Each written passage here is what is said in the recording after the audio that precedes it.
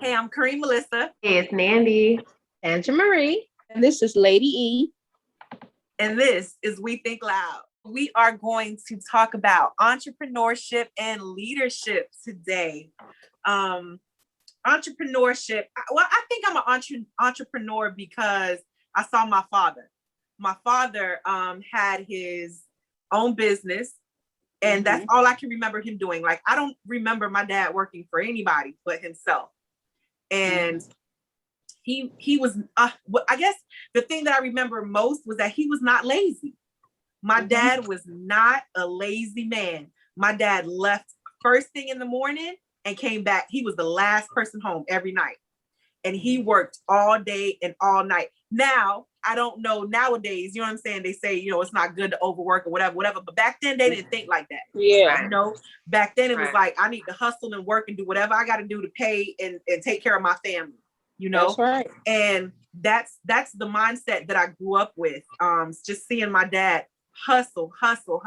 And that's why I think it was inevitable. I was bound to become an entrepreneur in, some sort of way. Mm-hmm. So my entrepreneurship journey started, I would say that the church kind of got me started in entrepreneurship because I was so into the fashion industry. And in my teens, I just had this thing about fashion and fashion shows and stuff like that. So every time the church needed to do a fundraiser, I was like, well, let's do a fashion show, and I started just planning fashion shows and stuff like that. And, it just grew into full-blown productions and, took off from there. But I just always had this idea of me planning something, doing something, starting something. Like it was always like that for me. I never wanted to ever just work for somebody all my life. So I don't know. How do you think you guys jumped into entrepreneurship, or, what do you feel about it? Well, I'm a rebel at heart, so I don't do too well with authority. I don't like somebody telling me what to do. So I just decided one day that I was just going,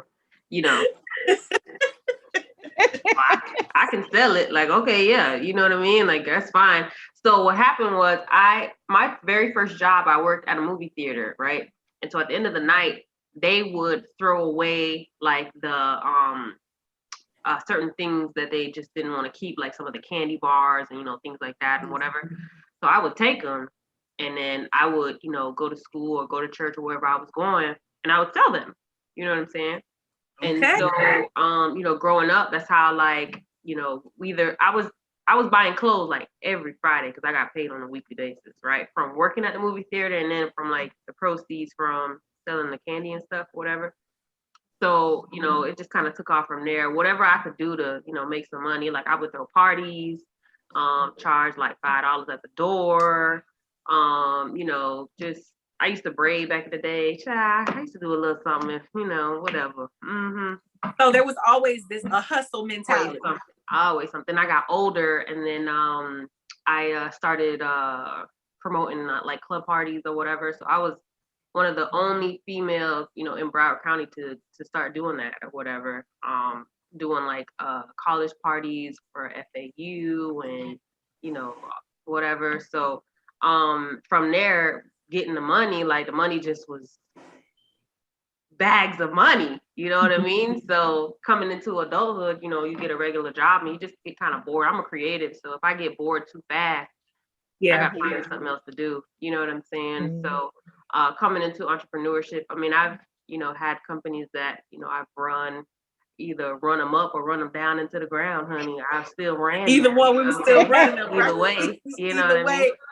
So but yeah, just entrepreneur like now. So I'm a realtor. Our family has a trucking business that we own and operate. My mom has properties that she owns and I manage as a property manager. So, entrepreneurship in my own right, it's hard. It is. It's an everyday hustle, but I would prefer this than and I'm not negating, working like a regular job, but I just don't like an office atmosphere. Like this is my office right here. Like I'm working right now. Yeah. I think that working a 9 to 5 is good. It's stability and it's good. I think that my only thing with working a 9 to 5 is if that person is not pursuing their passion also. Right. If you're not feeding your entrepreneurship, then something's wrong. Right. You know, because I personally feel like you will never be happy unless you are pursuing your purpose. Right. You know, and you can be pursuing your purpose while working a 9 to 5. It is possible. It just matters what you're called to, how you're called to do it. You know what I'm saying? Because everybody's called to do it different. So a 9 to 5 is good, but I think it all boils down to or comes down to, as an entrepreneur, are you pursuing your purpose? You know, and if you can say that with a 9 to 5, then great. Hey. If you can't say that with a 9 to 5, then you know, if your purpose is something, if it's something, you know, that has to take you out of that, then you know. I agree. My 9 to 5 is part of my purpose. You know, I'm a high school teacher, so my calling is to serve others. So being a teacher, I'm ministering at the same time. You know, and then afterwards, I go do other stuff that I love, my creative stuff, photography, graphic designing, a whole bunch of other stuff after work. So I'm busy all day, my 9 to 5 and my entrepreneurship at the same time. And for me, being a daughter of Haitian immigrants, all I know is hustle. I know you guys used to sell potato chips in high school, in middle school, right? That's hustling right there. That's entrepreneurship. We've been doing this since middle school, selling chips and making sure the teacher don't see us so we don't get in trouble. So all we know, especially as immigrants, is hustling. It ain't easy for us, especially if we're coming from another country. So, yeah, I want to just say something about what you said that's so true that a lot of people don't realize is that a 9 to 5 can be your purpose. You know what I'm saying? Like, it's not, I don't want people to misunderstand that, that, you know, you going out there as an entrepreneur is the only way you can fulfill your purpose. No, somebody has to be a doctor, a teacher, you know what I'm saying? Those are purpose-filled jobs. You know what I'm saying? So, absolutely. So like when we do our boss babes brunches and stuff like that, I have women hit me up all the time and say, you know, I don't know if I should come because I'm not an entrepreneur. But I'm like, but wait a minute, but you're a boss in your own right. Correct. You know what I'm saying? You're killing it at your job. You're killing it as a teacher, as a nurse, you know what I'm saying? You are a boss, you know? So it's not only entrepreneurs that's out here killing it. It's people with, you know, fulfilling their purpose in a job. Oh, for sure. A 9 to 5 job. For sure. Because I'm about to be an attorney. Well, not about to be, but, you know, I'm going to law school. So I'm about to be bossed up out here as an attorney now. Hello? Up. Exactly. Yes. Exactly. Because that's your part, you know, that's your purpose. You can feel when it's your purpose. And what I had to realize and what I realized recently was I always thought, or I was raised to think that if you weren't, you know, full-time in a ministry at the church, that you weren't in ministry. But that's so wrong. That is not true. That is not true. Your ministry is everything that you do. It's your lifestyle.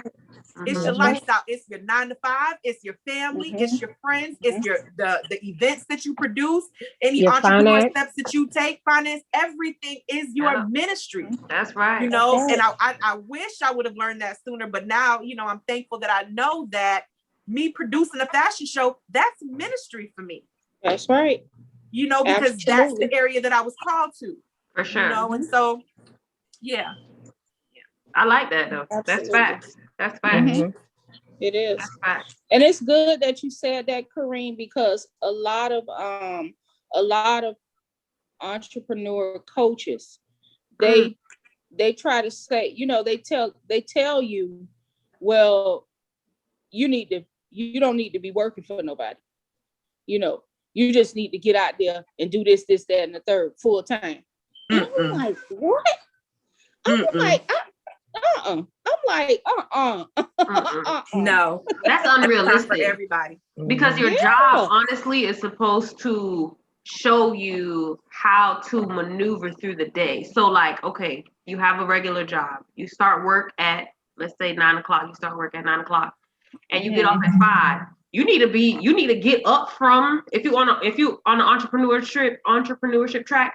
You need to get up from bed at 7 to make sure you get to your office or your space in the house by 9 o'clock, right? You take your little lunch break or whatever the case, and you know what I mean? Like, you have to function as though you are actually going to work in order for you to really, you know, make the moves that you really want to make. Or you're just going to be lazy or procrastinate.